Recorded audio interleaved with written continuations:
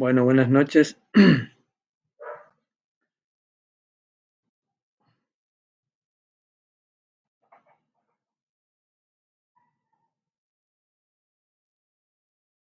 Al terminar esta parte de teoría del conocimiento, o sea, racionalismo, empirismo, en realidad vamos a hacer un trabajito también como el primero para puntuar como parte de la serie de trabajos prácticos. Este tema está tanto en el libro de Carpio como en cualquiera de los libros de historia de filosofía que está en la bibliografía. Nosotros en este aspecto de los filósofos tomamos solamente algunas partes, ¿verdad? Como habrán visto, por ejemplo, en el caso de, de la ontología, o en caso ahora de teoría del conocimiento, que tomamos a Bacon, ahora vamos a tomar Hume, Descartes, Spinoza. No desarrollamos toda la parte el conjunto de su filosofía, sino relativo a la disciplina que estamos específica, ¿verdad? Que en este caso es teoría del conocimiento. Bueno, Hume es uno de los grandes empiristas eh, que hemos comenzado a estudiar con Christian la vez pasada cuando vimos a Bacon, ¿verdad? La filosofía británica, digamos, escocesa e inglesa, es la contrapartida de la filosofía racionalista continental europea. Entonces, hay dos, como vimos en la introducción que hicimos en clases anteriores, esa, ese debate que hay entre racionalismo y empirismo justo se da en los inicios de la modernidad con la crisis de la teoría del conocimiento, de la filosofía escolástica antigua y sobre todo por la emergencia de nuevos, eh, nuevos fenómenos sociales, clases sociales, formas de organización económica, inventos, descubrimientos, hay una modernización productiva, un cambio en las relaciones sociales, un cambio en las relaciones políticas, una nueva visión entre la política y la religión, y lo que significó ese giro antropológico, es decir, un hambre de conocimiento y de un impulso por eh, conocer de manera autónoma, digamos, e inmanente, según en la vieja tradición filosófica, de los fenómenos que suceden en el mundo a partir de sus leyes naturales. Eso significaba investigación científica, curiosidad y sobre todo eh, una toma de distancia de las explicaciones míticas, religiosas, que han estado muy fuertes a pesar de que antiguamente ya en Grecia se había hecho esa ruptura epistemológica, ¿verdad? Con la tradición medieval religiosa, eso supuso varios siglos otra vez de preeminencia de la religión, de preeminencia en la moral y también en la epistemología, en la concepción del mundo, de las cosas y del conocimiento. Entonces, este renacimiento es un volver a la tradición primitiva del conocimiento, que es eh, eh, la sociedad griega o grecolatina, y esa separación entre autoridades religiosas y el esfuerzo del conocimiento laico, cifrado sobre todo eh, en la mente humana y las explicaciones naturales. Eso estuvo con todo, pero eso no fue una ruptura fácil, sino que fue una crisis en el tema del conocimiento, eh, y bastante difícil, ¿verdad? Y dos grandes corrientes, entonces, en la Edad Moderna, eh, confluyen y debaten en torno a en qué debe fundarse el conocimiento. O sea que Estamos hablando de fundamentos del conocimiento.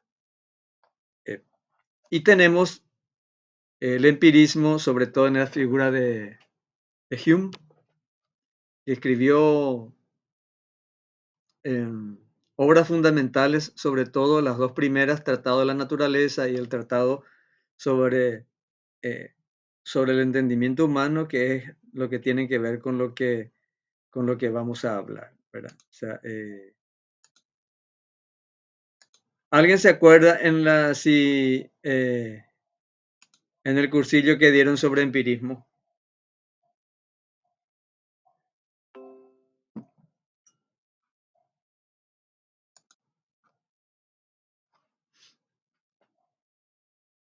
Todos ingresaron, ¿verdad? Entonces, significa que todos aprobaron, etcétera.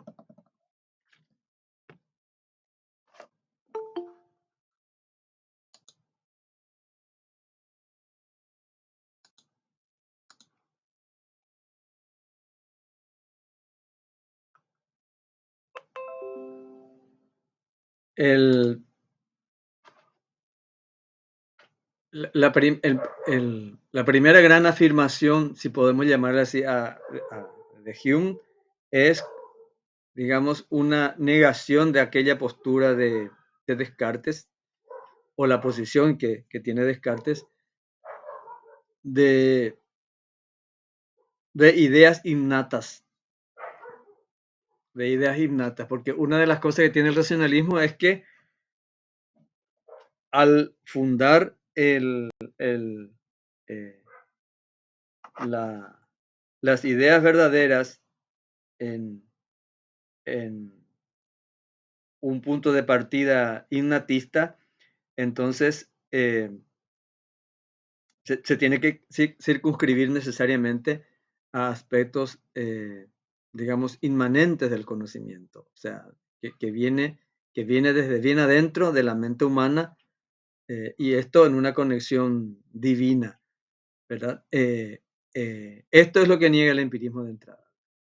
O sea, vuelve a esa antigua tradición poco olvidada de Aristóteles, que viene de Aristóteles, que dice que eh,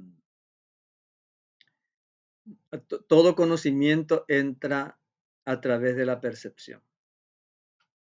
O sea, todo el conocimiento es, eh, si bien en la percepción no está la verdad del conocimiento, porque la percepción es engañosa, eso siempre han defendido los filósofos griegos, en mayor o menor medida, pero la mayoría de ellos también sostuvieron de que, o en buena parte de ellos sostuvieron de que sin percepción sensorial no hay conocimiento.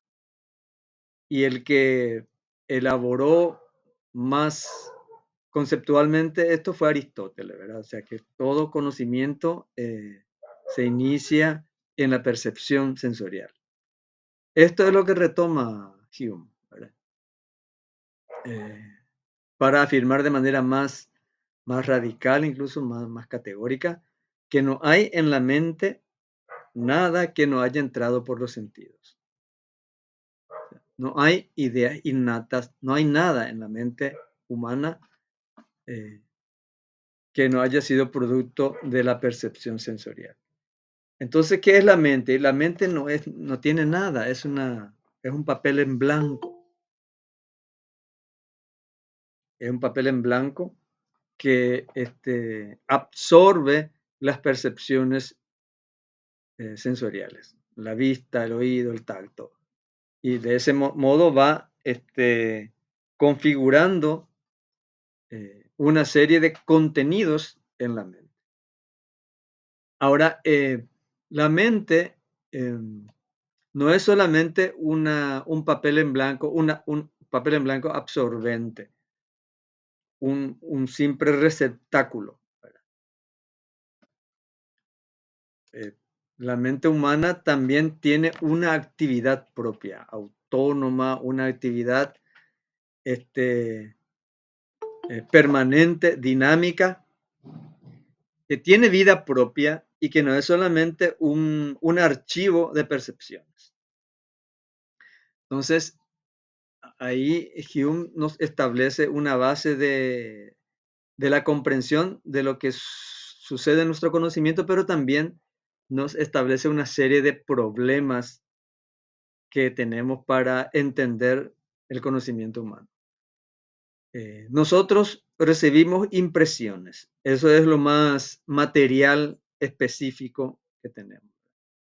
Eh, las percepciones sensoriales que vienen de afuera son las primeras, las más fuertes, pero también tenemos percepciones internas de nuestro estado de ánimo, dolores, etcétera, que son producto de sensaciones internas que él llama reflexión. Entonces hay dos tipos de impresiones, sensaciones que serían las externas y las reflexiones que son los que provienen de de, de nuestra interioridad, ¿verdad? De nuestra, de una serie de situaciones psicológicas o incluso físicas, pero internas al interior, ¿verdad?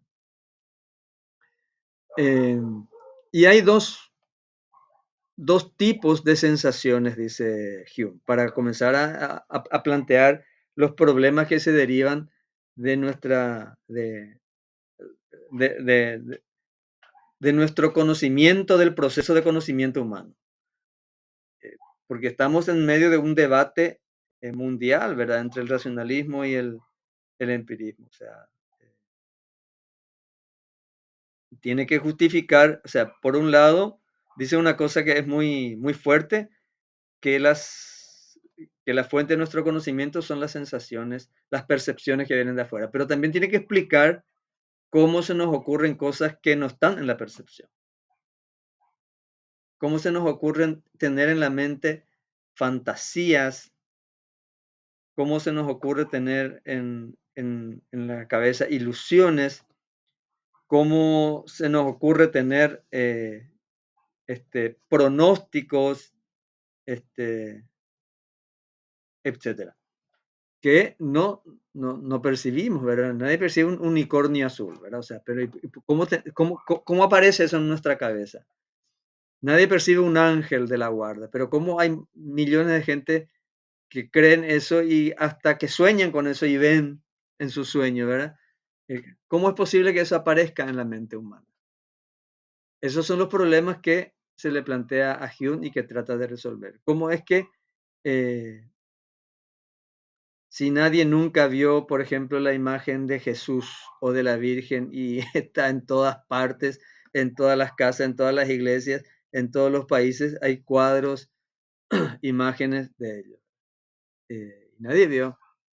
Entonces, ¿cómo trabajó la mente para llegar a eso? Que nunca nadie tuvo contacto con esa persona, ni se hizo una selfie, ni se cruzó con ellos. Eh, Sin embargo, hay miles de reproducciones de cuadros de imágenes.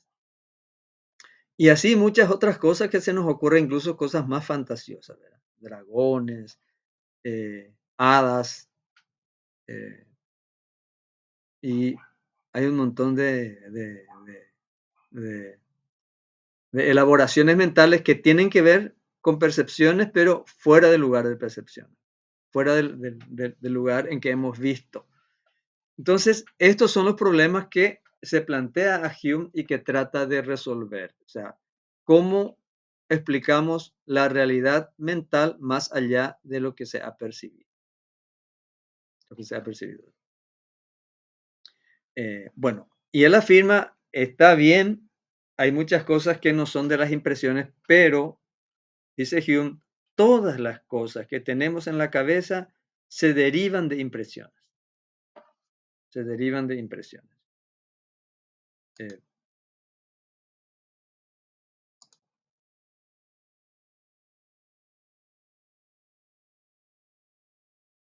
en ese sentido, bueno,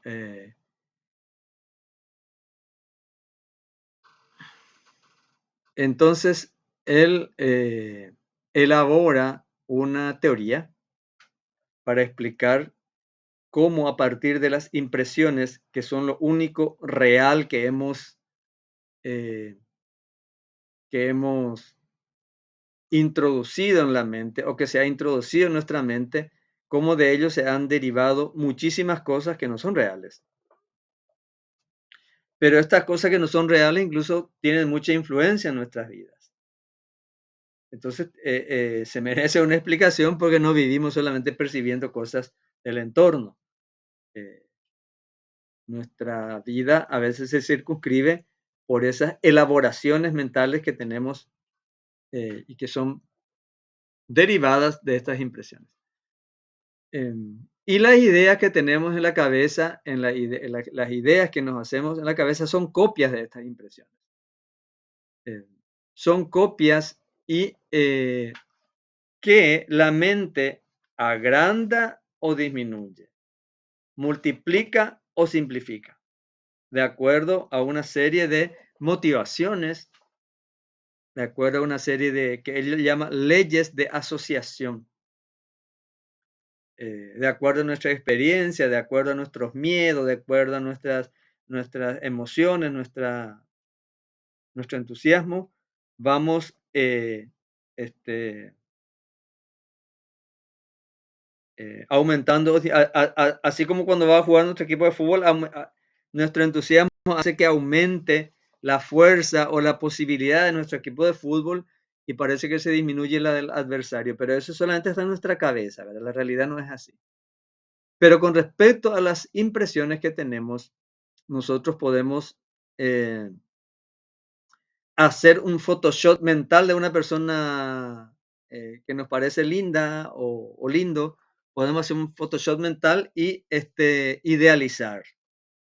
Así como podemos idealizar la bondad o la maldad de una persona. La hacemos más buena o más mala en nuestra cabeza, a partir de algunos elementos que hemos visto. Si nos pareció una persona simpática, según la relación que tengamos o el entusiasmo que tengamos con esa persona, nos puede parecer o nos podemos pensar acerca de esa persona como más simpática de lo que es, más lindo de lo que es, más amable de lo que es o más inteligente de lo que es. Eso ya es un agrandamiento que hace nuestra mente con respecto a la percepción que hemos tenido. O podemos ver que nuestra mascota parece más inteligente de lo que es.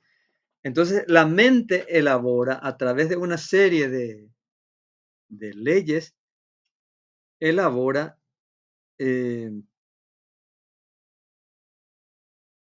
creaciones a partir del el elemento primordial que son las percepciones. Entonces, y hacemos mezclas muy complejas eh, en la mente.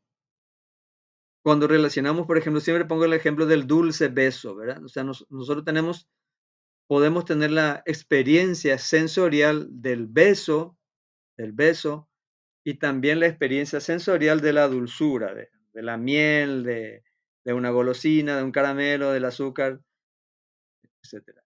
Entonces, como son dos experiencias eh, que nos parecen muy lindas, eh, en nuestra mente podemos unir ambas cosas y hasta expresar que hay un dulce beso, pero eso en la realidad no existe, ¿no? A no ser que seamos alguien que acaba de tomar miel de abeja, ¿verdad? Pero normalmente no hay un dulce beso. El beso no es dulce, pero nuestra imaginación puede producir eso. Incluso uno puede hablar de eso, decir, recibí un dulce beso y la persona a quien le comunicamos eso entiende de qué estamos hablando. Pero ya es un mundo de fantasía, una creación de la mente a partir de elementos reales, específicamente sensoriales que hemos adquirido, pero en nuestra mente hemos inventado una nueva realidad a partir de esa realidad material, una nueva realidad fantasiosa que no existe, pero que es importante para nosotros. O sea, existe para nosotros como fantasía. Entonces, esa es una forma en que Hume explica cómo se produce en la mente humana,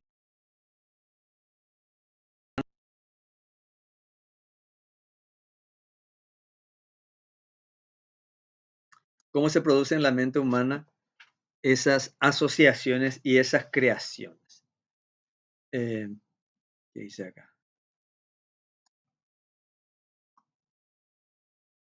Bueno, hay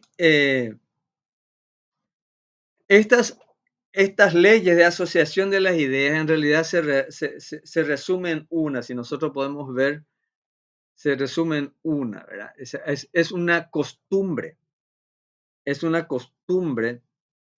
así como relacionamos cosas que nos gustan porque son lindas para nosotros, dulce beso, entonces ya asociamos, y cuando recibimos un beso que nos agrada, decimos que fue un dulce beso, porque ya estamos acostumbrados, hay una costumbre de asociar dulzura y beso.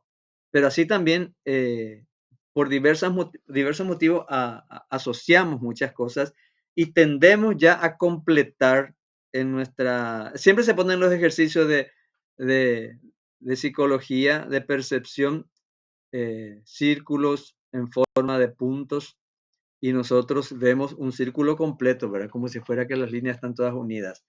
Es un típico ejemplo que se suele poner, ¿verdad? Y así nosotros asociamos muchas cosas en la mente. Eh, ya sea, por ejemplo, cosas que son que vemos en, muy común en nuestro país, creemos que es de este país, ¿verdad? Es paraguayo, será mandioca, el chipaguazú, el mate, ¿verdad? Entonces asociamos con estas tierras o con esta nación, o aunque el chipaguazú tenga diversas formas en todo el continente americano, pero no con ese nombre, pero decimos, esto es de acá. O sea, es una costumbre de ver, ¿verdad? Esa contigüidad en tiempo y espacio. También las cosas semejantes las asociamos. Y la más importante acá, eh, la asociación de causa-efecto. Cuando sucede una cosa después de la otra, tendemos a ver lo que ese primer hecho produce el siguiente.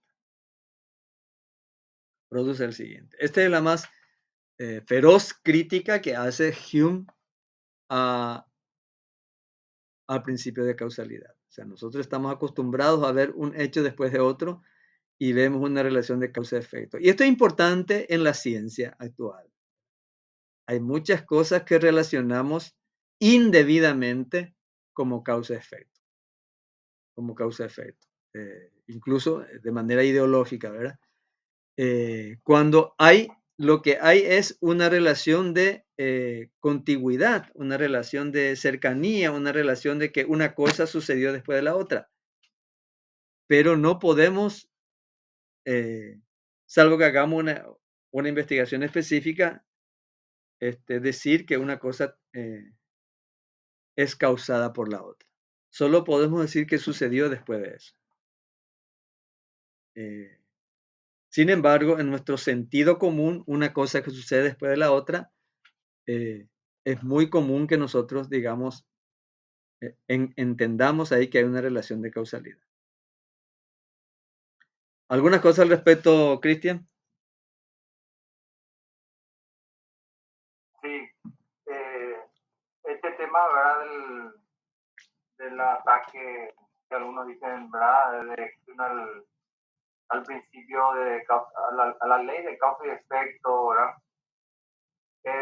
Le valió muchas críticas, ¿verdad? Hasta ahora se dice de Hume que es un filósofo irracional, ¿verdad? Irracionalista por eso, ¿verdad? Porque ataca un principio fundamental de la ciencia, ¿verdad? Sin embargo, él en todo momento apoyó la ciencia, como diciendo, ¿verdad? Que en realidad no importa el fondo racional, pero lo que importa nomás acá es lo práctico, ¿verdad? A mí me interesa que en realidad la ciencia funciona y no hace falta, ¿verdad? Fundamentar eso racionalmente o algo así. Claro, él critica, digamos, ese principio de la inducción de que siempre va a ser así y eso no está asegurado, ¿verdad? O sea, no siempre el sol va a salir.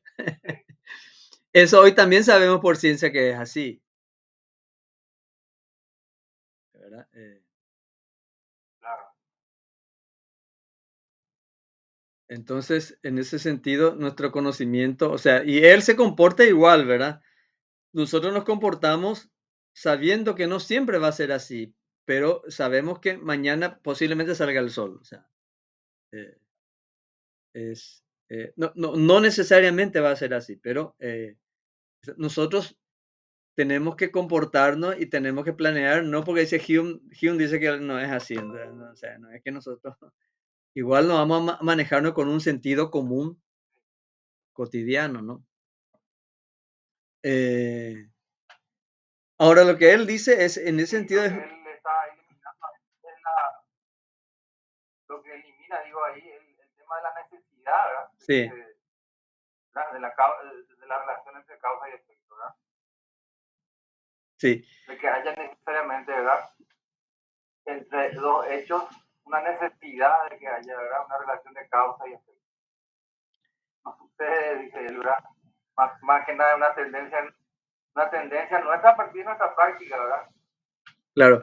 Y hay que entender también que él viene de criticar todo el conocimiento de la escolástica, que son que sus conclusiones, muchos eran apodícticas, es decir, que son necesarias, ¿verdad? O sea, eh, de lo universal a lo particular, y bueno, o sea, la conclusión siempre es, qué sé yo, lo- un triángulo tiene tres lados, Obligatoria. ya está, es una conclusión necesaria, pero una conclusión que no lleva a ninguna parte, ¿verdad?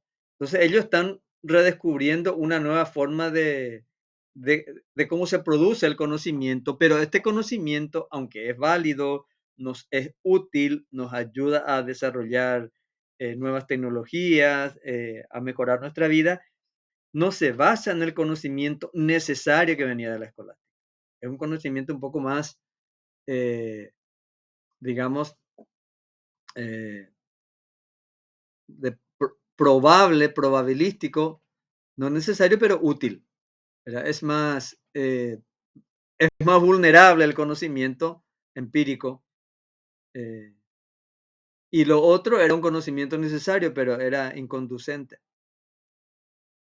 Pero llega a las siguientes conclusiones que son importantes. Primero, la crítica de la causalidad, ¿verdad? O sea, en la mayor parte de las cosas que nosotros vemos sucesiones, solo podemos decir eso. Hay un hábito. eh, eh, La crítica a la causalidad lo que hay es un hábito del observador de que siempre vemos una cosa que sucede después de la otra y decimos que hay una relación causal. Esa relación causal no podemos ver, dice Hume, solo podemos ver la concatenación de hechos que sucede uno después de otro. Y ese hábito, como muchísimas veces hemos visto eso, entonces eh, nos lleva a una conclusión filosóficamente errónea, según él, ¿verdad? Y acá vamos a una cuestión que es muy importante para la psicología actual, la crítica de la idea de sustancia y la crítica de la idea del alma. Eh, fíjense, como ese empirista dice, nosotros solo vemos accidentes y suponemos que detrás de los accidentes hay una sustancia que soporta esos accidentes. Una persona que es joven, luego va creciendo, madurando, va envejeciendo, llega a su decadencia y a su vejez, ¿verdad? Entonces, pero nosotros hemos visto una secuencia de transformación de un cuerpo, de un ser, pero suponemos que hay algo detrás que es el que subyace o sostiene esos cambios. No queremos admitir que solamente hemos visto cambios. Nuestra, nuestra, nuestra forma de pensar nos empuja a ver algo que sostiene esos cambios, que permanece, que permanece. Eh, esto es discutible, importante y muy complicado, porque casi no podemos pensar si no entendemos que hay una sustancia, que es la misma persona que ha ido envejeciendo o ha ido cambiando, ¿verdad?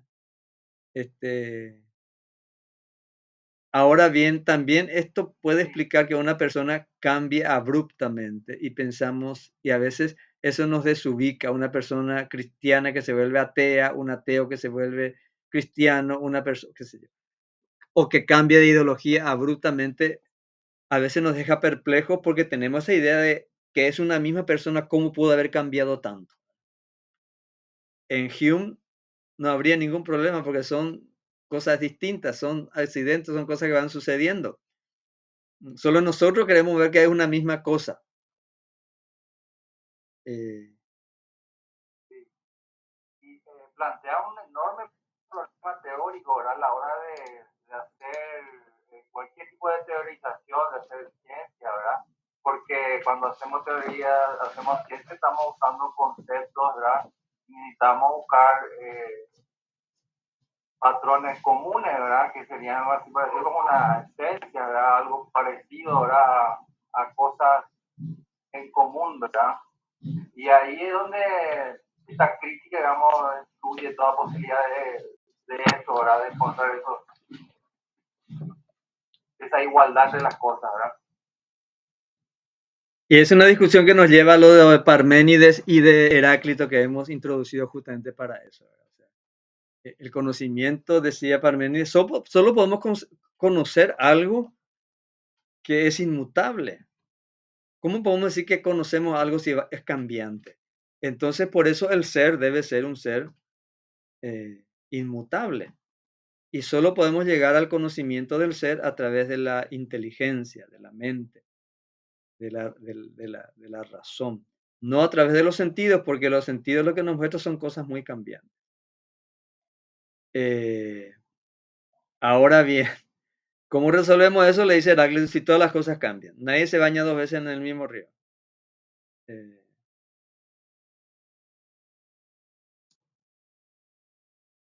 ¿Cómo podemos resolver eso? Entonces, es lo que dice en este caso Hume, digamos como heraclitiano, ¿verdad?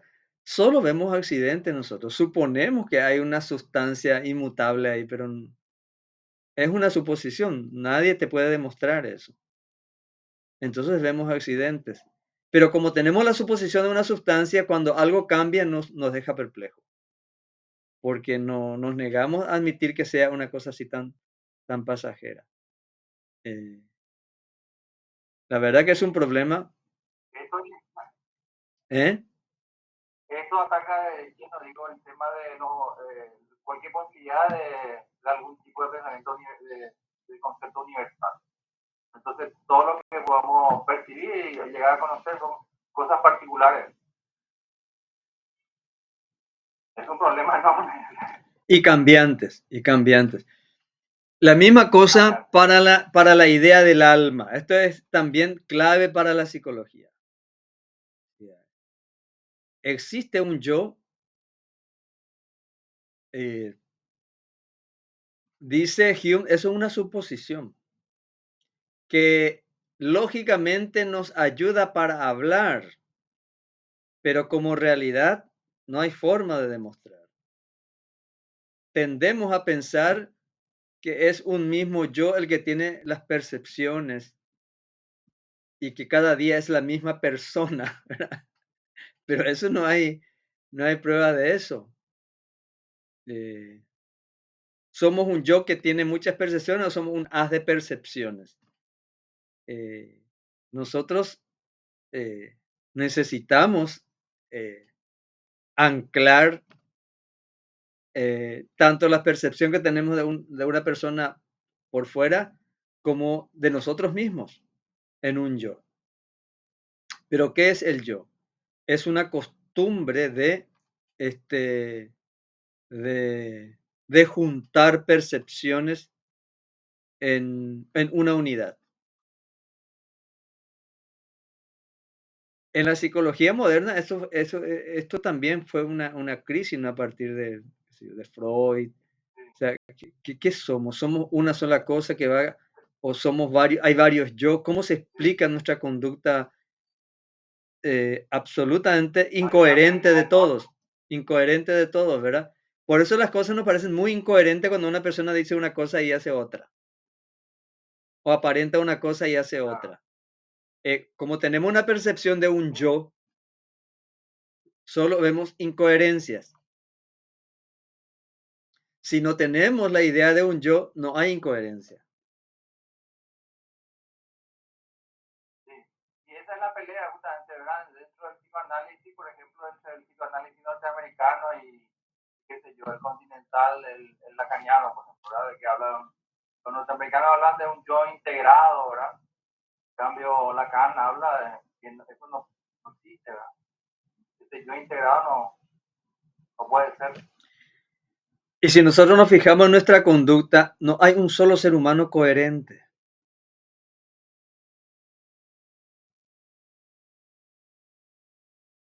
que no haya hecho cosas en contra de sus propios principios o en contra de su disciplina o de su línea de conducta. Pero nosotros tenemos una forma de concebir eso, decimos, incoherente, hay que mejorar, etcétera, ¿verdad? No, es difícil pensar que a lo mejor no somos una sola persona, sino varias que están ahí en un enjaulado, ¿no? Es muy difícil, casi no se puede pensar. Por eso Lacan es tan, tan raro, oscuro, ¿verdad? Porque como no hay asidero empírico para decir, bueno, en Christian yo veo cuatro personalidades que son cuatro personas distintas. Apolíneo, dionisiaco, mixto, qué sé yo, o sea, heterosexual, homosexual, bisexual y transexual juntos. Eh, Casi no podemos pensar eso, o sea, incluso tenemos resistencia de pensar de esa manera. Una idea que trabajó mucho Nietzsche también, ¿verdad? Sí. Cuando decía, ¿verdad? Que en cada acción humana hay un mundo de factores que presionan, ¿verdad? Bueno, este es un punto interesante. Quiero escuchar las opiniones de los que están presentes. Y si nos responden enseguida, le voy a preguntar a cada uno de ustedes sobre el tema de la idea del alma como conjunto de percepciones. A ver, ¿comienzo a preguntar o van a comentar algunos?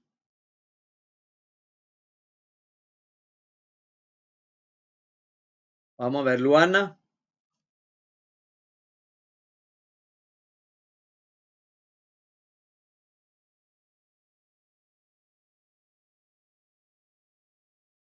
María Silvana.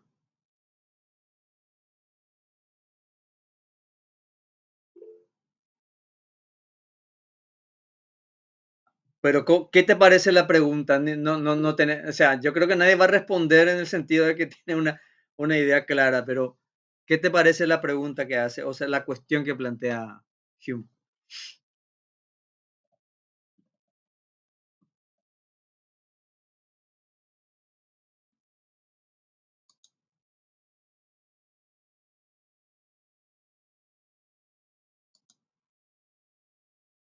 Y la idea de que no existe ¿verdad? Claro. Yo así, Que no hay un yo, sino son solamente unas percepciones que estamos acostumbrados a. No, es cómodo percibirlo como. Nos es cómodo percibirlo como yo. ¿Qué? Voy por lo de Aristóteles. Explica un poco, María Silvana.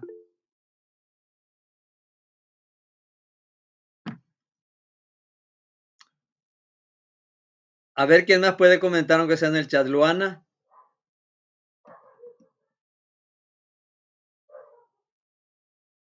Cecilia, Lari,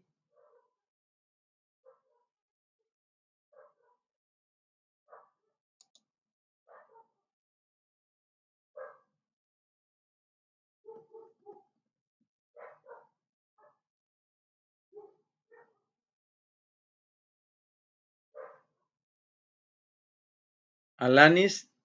Profe, a mí me está costando un poquitito entender la idea del alma de Hume. ¿Podrías darnos O si me puedes explicar una vez más a qué se refiere con eso, porque no, personalmente no lo estoy siguiendo tanto. Que no existe el alma, que no existe el alma como un yo unificador, que tendemos a unificar en un yo, de alguna manera lógica, las percepciones. Pero ese yo no existe, o sea, no hay forma de demostrar que existe. Lo que nosotros somos son una serie de percepciones que van cambiando a cada minuto, a cada hora, y tenemos no solamente percepciones, tenemos percepciones, voluntades, conductas completamente distintas en una sola persona. Y nuestra forma de concebir cosas contradictorias nosotros mismos es que concebimos un yo que tiene imperfecciones e incoherencias, ¿verdad? No pensamos que pueden ser varios yo en realidad la que están en nosotros. Varias percepciones, varios momentos, sino que estamos acostumbrados a percibirlo como que hay una unidad. Puede ser que no seamos uno, sino que seamos un montón de percepciones distintas.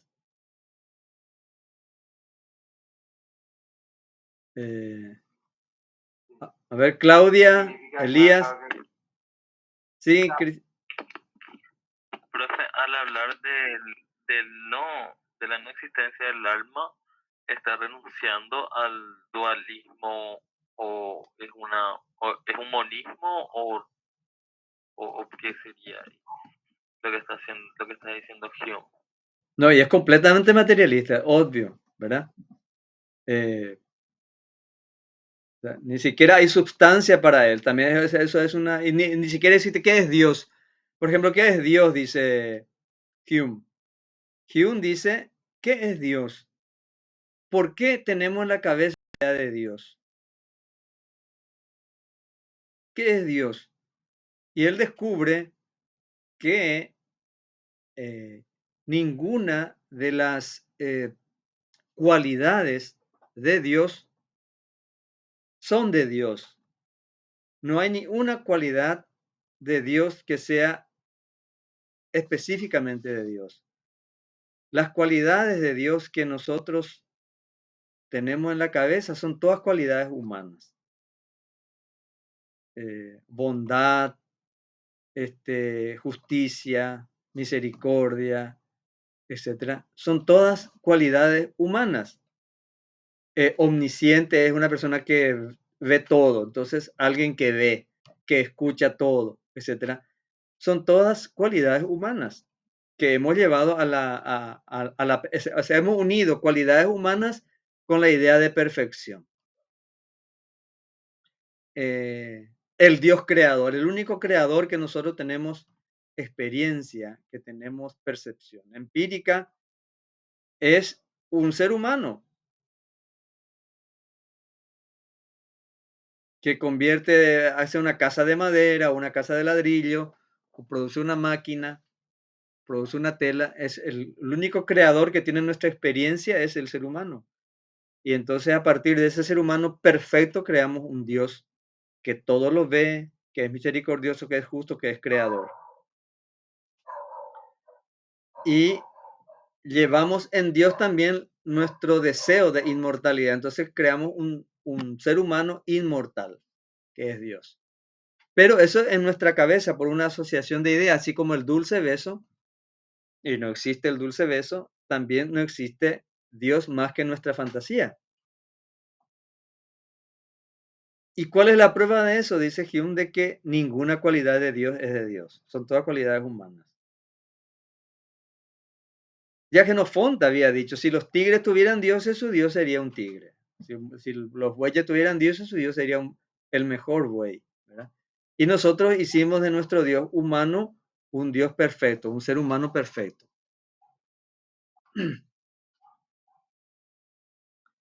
Encima es Dios Padre, o sea que según nuestra mentalidad machista también tiene que ser un varón, un hombre.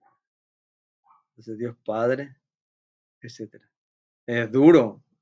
Hume en ese sentido. O sea, Y lo que está diciendo, profe, también es que nuestra imaginación no es tan infinita como pensamos, sino que está limitada por esas experiencias, ¿verdad? sí, Cuando queremos representar algo. Por ejemplo, el tema, decimos, todas las representaciones de los extraterrestres siempre tienen, o sea, todos son, ¿verdad? Humanoides de alguna forma, ¿verdad? sí. O sea, Le ponemos una antena nomás, lo que hace diferente es una antena, ¿verdad? Nunca vemos que sea como un insecto, siempre es, se para, habla. Sí. Es antropomórfica. O sea, nuestro Dios es antropomórfico, así como el Dios de los tigres hubiera sido tigremórfica, ¿verdad? Y esa es la prueba de que es nuestra mente la que elabora. Entonces, profesor, ¿Sí?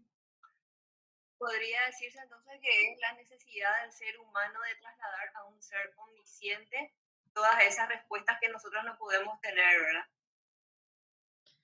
Sí, en este caso, Porque Dios, para el ser humano, Dios tiene la respuesta de todo, pero como está diciendo, nunca lo vi de esa manera, termina siendo limitado también. Claro, Hume no habla tanto del por qué creamos dioses. O sea, en el caso de Marx, por ejemplo, sí trata de responder esa pregunta. Está bien, pero ¿por qué hemos creado dioses? Hume ve más la mecánica de la creación de Dios. O sea, Dios es una criatura humana. Dios es una criatura humana, una criatura de la mente humana. Y es en ese sentido muy interesante cómo él va elaborando, ¿verdad? O sea, nosotros percibimos y a partir de nuestra percepción creamos, así como creamos un mundo antropomórfico, el hombre de la medida de todas las cosas, decían los griegos, ¿verdad? Los sofistas, nuestros dioses también son, bueno, por ejemplo, cultural, los dioses de los griegos farreaban, se emborrachaban, hacían, eran más humanos y hasta los defectos eran concebidos como divinos, ¿verdad? O sea, en el caso del Dios cristiano es más perfecto según lo que el ser humano considera que es bueno. O sea, el Dios humano, por ejemplo, es casto, ¿verdad? Los dioses griegos no. Los dioses griegos eran mujeriegos, o sea, era otra vida, ¿verdad? Tomaban vino, bueno. El Dios cristiano es abstemio, qué sé yo, todo lo que esa moral cristiana o platónica infundió en el cristianismo occidental. Entonces, es un Dios austero, etcétera. Muy firme con respecto a ciertos aspectos morales, que refleja también la moral de una sociedad determinada.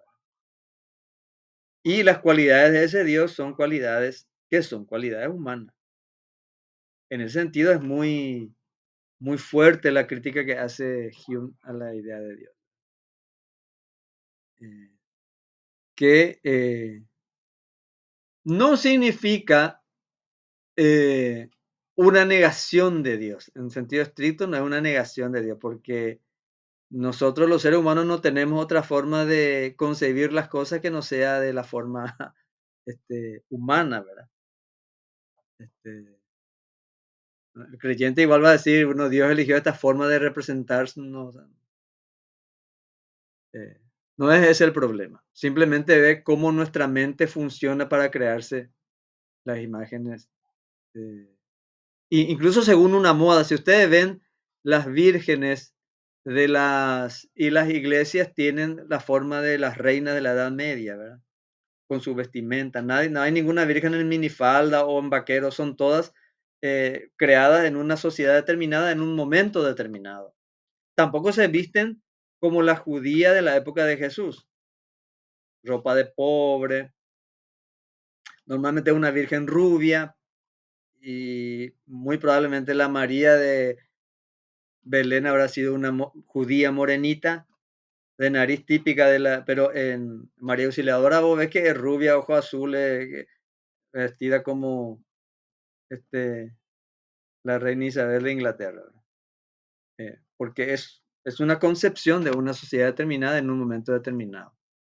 Es todo lo que dice Hume, ¿verdad? Nosotros reproducimos mentalmente lo que hemos percibido nomás. O sea, el modelo de mujer poderosa y linda era una mujer como en la Edad Media, una reina, ¿verdad? Entonces María Auxiliadora es así.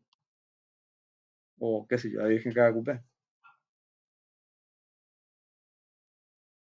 Y el Dios cristiano es un Dios Padre.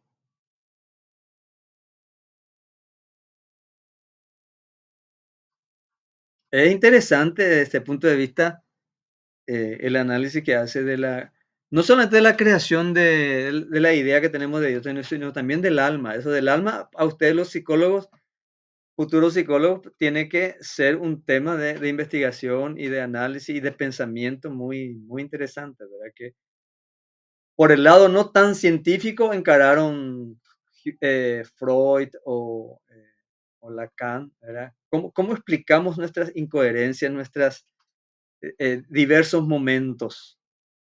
¿Verdad? Hume se acerca por un lado, y es que no, hicimos una idea artificial de un yo. ¿Cómo sabemos que hay un yo y no varios yoes? Varios momentos.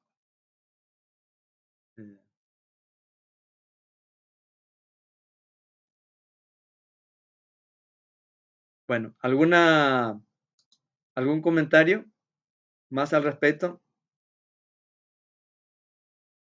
Dice Leticia, para Hume entonces el ser humano no logra formar una propia identidad a lo largo de su vida. ¿Qué opinas vos, Leticia? A ver.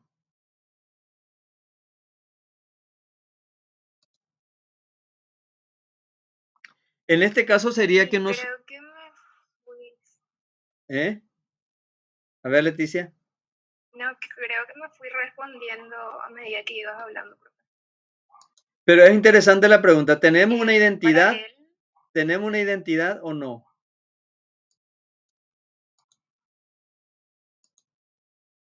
y para la idea que yo tenía sobre identidad era justamente todo lo que él niega, o sea, que el ser humano a lo largo de su vida va, o sea, es como un conjunto de percepciones que va acumulando, ¿verdad? No siempre va a ser igual.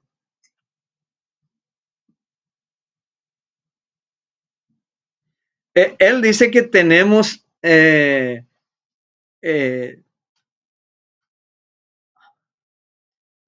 nosotros necesitamos crearnos esa identidad. Él nos dice que, o sea, pero no es que exista. Nos creamos una identidad y ahí tenemos un problema porque al crearnos una identidad de que hay un yo unificador, entramos en problemas porque somos incoherentes, tenemos cosas contradictorias.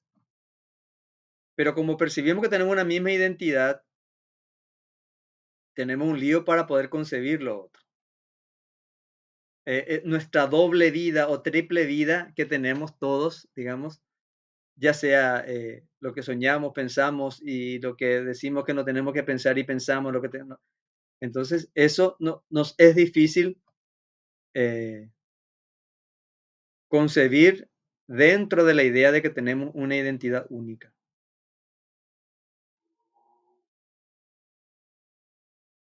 Entonces, para él no tenemos una identidad propia, pero sí es como que aceptamos por presión, digamos, ¿verdad? O sea, por lo que comentaste, para no caer en incoherencias y qué sé yo.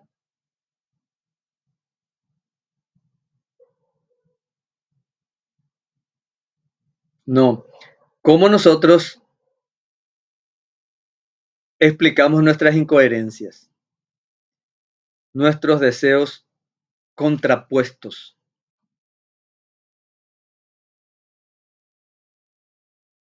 Solamente si tenemos como referencia una identidad y contraponemos contra una identidad. Si no tenés identidad, no habría problema. Claro. Si no tenés el concepto de identidad de tu yo, ¿verdad? No sería problema. Pero en el momento que vos aceptas la idea de que hay algo constante, algo idéntico, ¿verdad? Sufrir la incoherencia.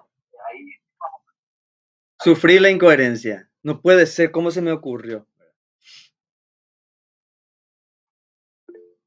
Es complejo, es difícil, es, eh, nos obliga a ubicarnos en una situación que casi no podemos pensar.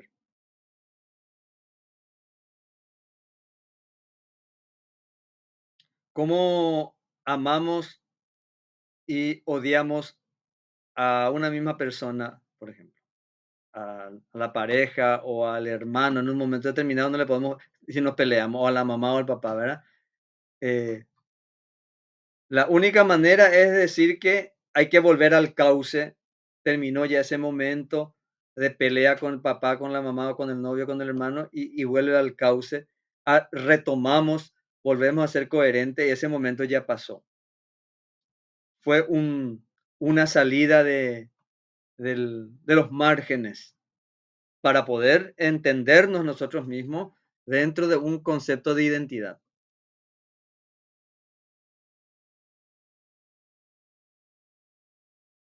Porque es difícil decir que ambas cosas coexisten, el odio y el amor, ¿verdad?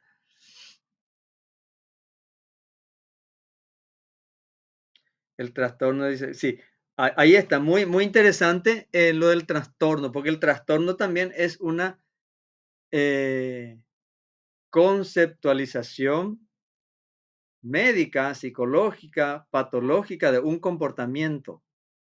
Eso nos va a llevar a Foucault, qué es lo que es lo normal? ¿Cómo normalizamos? Eh, eh, lo mismo pasa, siempre una preocupación de una persona por el examen de dentro de 2 días o hay que presentar un informe en el trabajo. Cuando una preocupación que, entre comillas, es normal, se vuelve una patología, una ansiedad.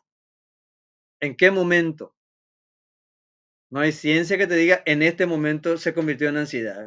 Recién cuando la ansiedad ya se hizo patente, uno dice, bueno, ¿sabes qué? No puede dormir, bueno, ya está, ya estás en eso, ¿verdad? Pero ¿en qué momento eso pasó? Cuando una conducta se vuelve patológica, anormal.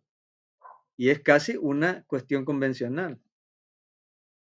En psicología hay muchas cosas que son acuerdos convencionales para decir eso es normal, no es normal.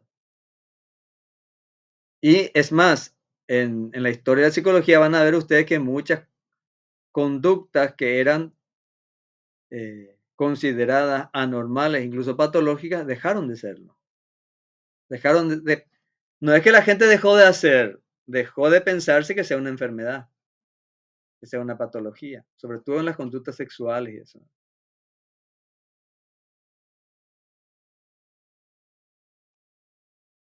sea, Hume no estaba eh,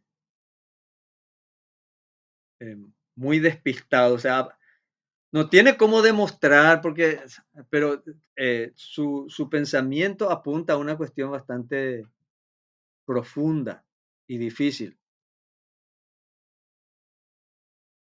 O sea, casi no podemos pensar, ¿cómo es que no existe un yo, verdad? O sea, ¿a qué le llamamos? ¿Qué es el yo? ¿A qué llamamos yo?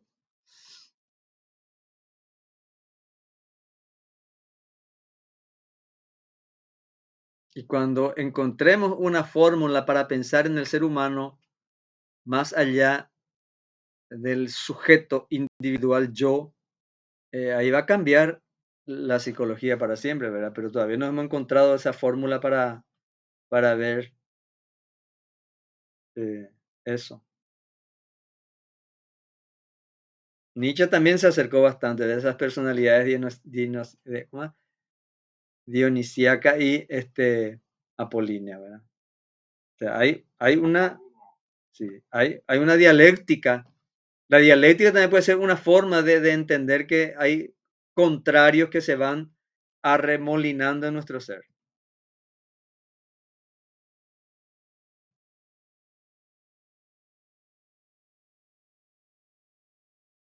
Tenemos el borracho y el abstemio en nuestra propia personalidad, ¿verdad? O sea, el que dice que hace daño a la salud, pero al mismo tiempo te hace feliz emborracharte. Las dos cosas están ahí, eh, peleándose, ¿verdad?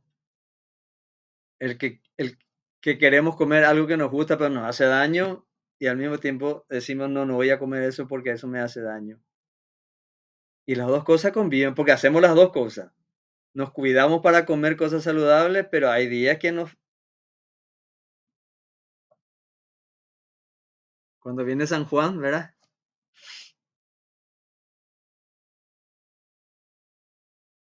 Cambiamos toda, incluso la denominación de la comida chatarra. No existe comida chatarra esa. Comida chatarra solamente hamburguesa y papa frita, ¿verdad? El pastel mandi o el payagua mascada, el chichano trenzado, el chichano humití, no es comida chatarra.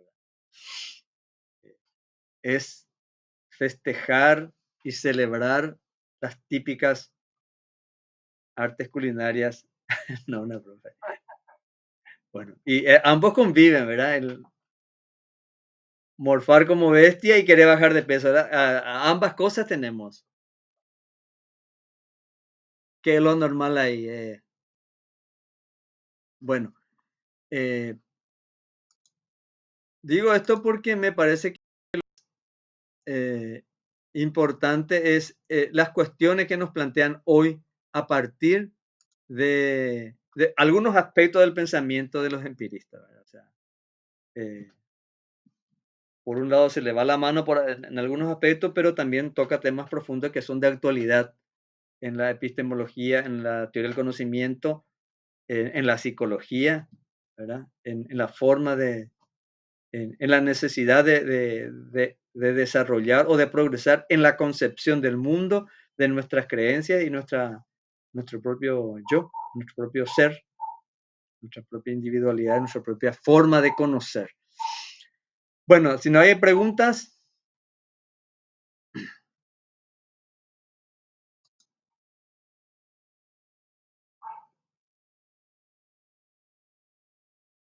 Bueno, nos vemos en la próxima. Profe, Sí. profe, él entonces no llegó a decir desde su punto de vista qué es la identidad del yo individual, ¿verdad? No, él dice lo contrario, que es una asociación mental que nosotros hacemos para concebir, así como tenemos una idea, son ideas. Dios es una idea, el alma es una idea, la sustancia es una idea y la causalidad es una idea. No hay forma de demostrar, es una suposición que tenemos. Y es una forma de explicar algunas cosas, pero no existe, digamos,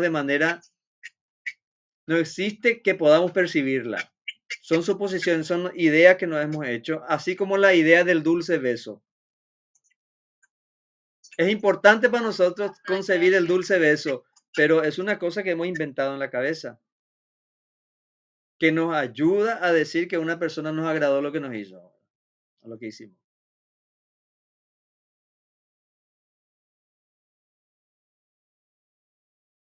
Y esa unidad de percepciones es una